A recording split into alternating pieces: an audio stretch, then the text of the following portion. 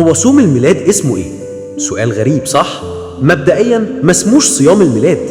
قبل ما اقولك اسمه ايه لازم تعرف الحكاية من الاول. في البداية الصيام مش 43 يوم، كان في اللي بيصوم اسبوع وكان في اللي بيصوم اكتر من كده، كل منطقة ماشية على تقاليدها الخاصة.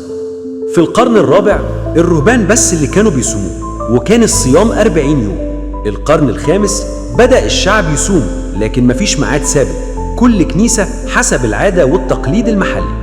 سنة 1000 تقريبا الصيام اتشبه بصيام موسى على الجبل، أصبح 40 يوم وتم إضافة 3 أيام زيادة بعد معجزة نقل جبل المقطم.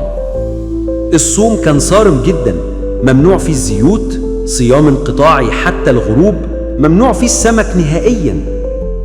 وهنا بقى نتكلم عن السمك. زمان السمك كان ممنوع. في الأيام الأولى لصوم الميلاد لا لحوم لا منتجات حيوانية، حتى السمك كان ممنوع. الكنيسة كانت عايزة الناس يعيشوا روح الصوم الكامل زي حياة الأنبياء.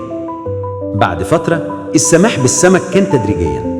الكنيسة لاحظت إن الناس بتتعب جسديا من طول الصوم، فكروا في طريقة تخفف عن المؤمنين بدون ما تكسر روحانية الصوم. الحل السماح بالسمك في أيام معينة، السبت والحد، أيام الاحتفالات البسيطة قبل العيد.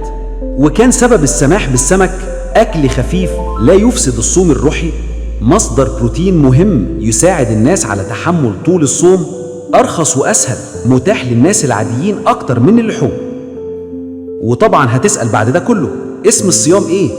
زمان قبل ما الكنيسة تنظم الأعياد الصيام ما كانش اسمه صيام الميلاد، كان ليه اسم تاني بعيد عن ربط عيد الميلاد بالصيام.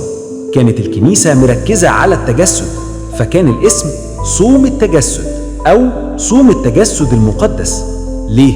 عشان الكنيسة كانت عايزة تفهم الناس إن الموضوع مش مجرد عيد ميلاد، لكن الحدث الأعظم إن الله تجسد وأخذ طبيعتنا البشرية. ومع الوقت لما بدأ الاحتفال بالعيد أكبر الاسم اتغير ليه صيام الميلاد، والمدة 43 يوم، وليه بداية 25 نوفمبر و16 هطور حتى يوم 6 كيهك ليلة عيد الميلاد المجيد. كل سنة والكل طيب وبخير. مع السلامة، نتقابل في فيديو وحكاية جديدة.